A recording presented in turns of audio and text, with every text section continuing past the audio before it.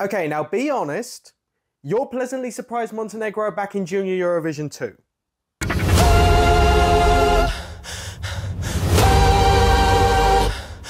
Hello everyone and welcome back to another video on the ESC Harry channel. I hope you're all doing very well indeed. Today, I'm going to be reacting to Montenegro's entry for Junior Eurovision 2025. That's right, after a long period away, Montenegro have returned to the contest and they are being represented by, and I know I'm going to butcher the artist name and song title, so apologies in advance, Asja Drogovic with the song Tuzna I Sklena Plisa. Again, apologies, I know that is incorrect. Please let me know how it's pronounced in the comments below, I would be interested to know. Now, to be honest, going into this, I don't really have many expectations for Montenegro's entry. I wasn't following the contest when they were in Junior Eurovision in the past, but I can't remember their results being that great. However, this is a new era for Montenegro in the contest, a fresh start, so who knows? Maybe this is something that could end up being quite good, one of the strong contenders, or it could be not that. I genuinely don't know. I'm excited to see what Montenegro bring to Junior Eurovision. But before we get into the reaction, make sure to like this video if you enjoy it, subscribe if you're new to ESC Harry, and comment down below, what are your thoughts on Montenegro's entry for Junior Eurovision 2025? With that being said, let's get to reacting. Okay, so hitting play in 3, 2, 1, go.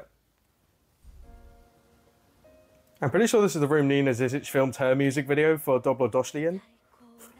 They just love using that room. Or studio, I guess. That is a big coat. I think your parents got a size too big in the shop, darling. I think I read beforehand this was going to be a ballad, so yeah. Montenegro ballad, Balkan ballad here. And the coat goes. It's gone, vanished. She didn't like that coat either, and I don't blame you, it was too big.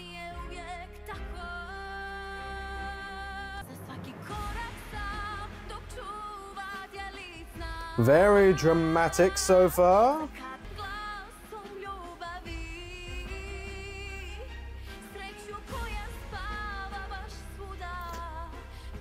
So far, it's the kind of song where if you ask me to memorize a Balkan ballad, this is what I would picture. Or hear a Balkan ballad, I suppose, in my head. There's a little bits and pieces in the second verse with the instrumental.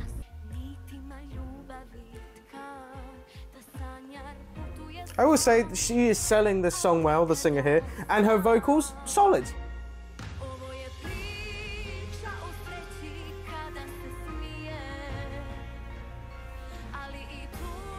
I don't know if this is a good or a bad thing. I can't tell if this chorus is the same as the last one. Oh, big note, big note, big note, big note, big note, big note. Big note. Oh! I'm just a child, unwanted child? Oh! There's some serious meaning behind this. Big notes here, yes! I am a lot more interested in this song now. The drama, the gospel choir, it's all kicking in now. Yeah, some bigger notes here.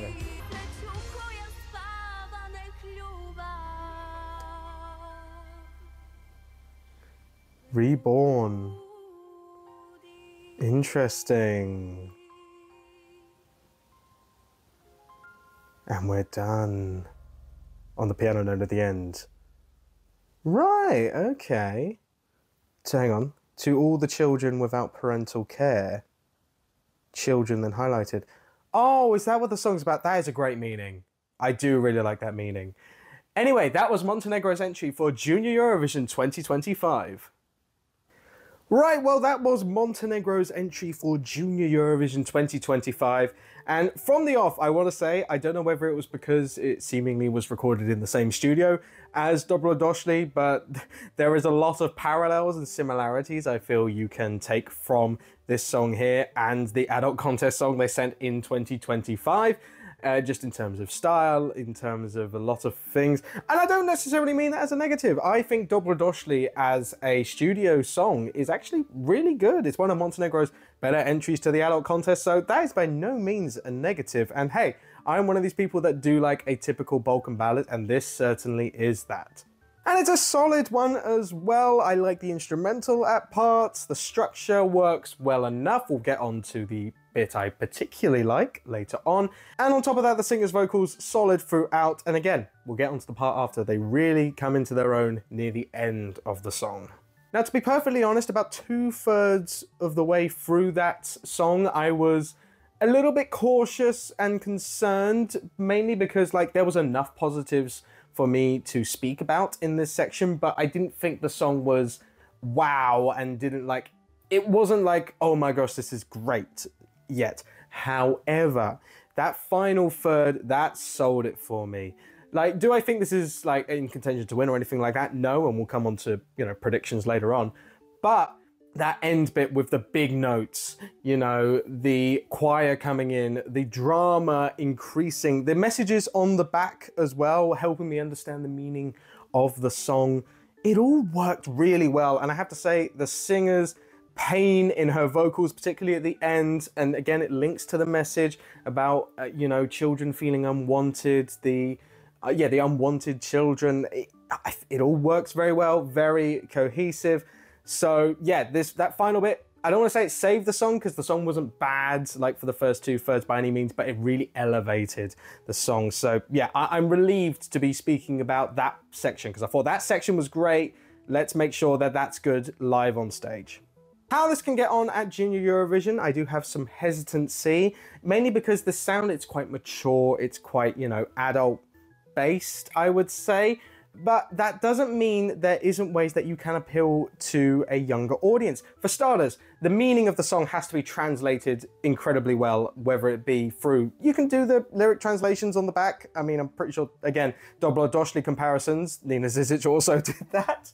But you can do that if you want. It depends what budget, I suppose, Montenegro have going into this contest. But I'd love to see some background dancers or something like that tell the story while the main singer is singing this song. I'd love to see something like that. Just some storytelling elements that really hammer home the meaning of this song, because it's a great meaning. I think it's a very great meaning for Junior Eurovision. And if you can translate that well, then yeah, people of all ages will vote for this and connect with this song. I think that is important. Make the message, the meaning of the song, the focus of your staging. Because if you do that and make sure that final bit shines, then yeah, Montenegro can gain a few places on, you know, other people around. I'd say the bottom half is still where I would look toward this, but hey, if they pleasantly surprise me and get top half, who am I to say, you know, that's a bad thing? It's not. It'd be fantastic for Montenegro to come back and get a top 10 finish. And look, I want to make this very, very clear. Is this the strongest song I've heard so far this Junior Eurovision season? No. Is this still a net positive song for Montenegro on their return? Absolutely. So overall, well done, Montenegro. That will do it for my thoughts on Montenegro's entry for Junior Eurovision 2025. But remember, my opinion is not the correct one. It is just my opinion. Let me know down in the comments below, what do you think about this entry? Do you like it? Do you dislike it? But remember, regardless, be nice, be constructive. These are kids here we're talking about with Junior Eurovision. We do not want to be mean. Once again, make sure to like this video if you enjoyed it and subscribe if you're new to EC Harry so you do not miss any future Junior Eurovision 2025 content. There is a playlist somewhere here where you can click the link and see all my reactions to the Junior Eurovision songs if you have missed any so far. And all that's left me to say is I hope you enjoyed this video, and I will see you guys next time for another video on this channel. Take care, guys.